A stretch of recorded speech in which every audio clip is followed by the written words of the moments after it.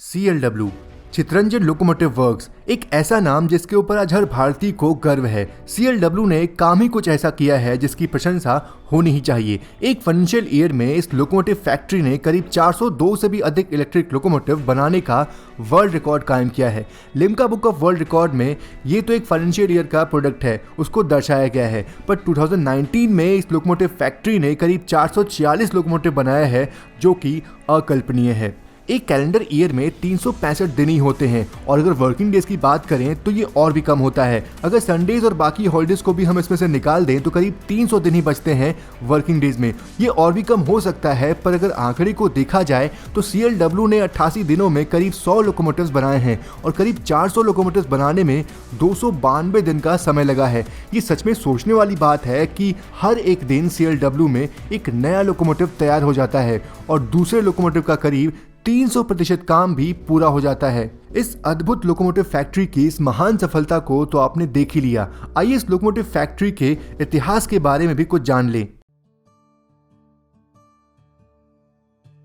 1947 ये साल भारत की आज़ादी तो लेकर के आया ही, साथ ही साथ बहुत सारी चुनौतियां भी लेकर के आया, क्योंकि एक संपूर्ण और समृद्ध देश बनाना इतना आसान नहीं होता। बात करें रेलवेज की तो आज़ादी के पहले भारत में ट्रेन्स चलती थीं, इंजन्स भी थे, पर वो सभी बाहर से लाए जाते थे और ब्रिटिशर ये नहीं चाहते थे कि भारत के अंदर कोई लोकोमोटिव फैक्ट्री हो, क्योंकि अगर ऐसा होता तो ब्रिटिश लोकोमोटिव कंपनीज को इसका नुकसान झेलना पड़ता। इसलिए लोकोमोटिव्स भारत में बाहर से आते थे, पर भारत के अंदर बस इनका रख रखाव करने के लिए शेड बनाए गए थे। खैर, आजादी के बाद एक नए भारत की नींव रखी गई और वेस्ट बंगाल के आसनसोल में एक लोकोमोटिव फैक्ट्री की स्थापना की गई। वो वक्त था 26 जनवरी 1950 का, जब भारत के पहले गणतंत्र दिवस के अवसर पे इस लोकोमोटिव फैक्ट्री में स्टीम इंजन का प्रोडक्शन शुरू हुआ।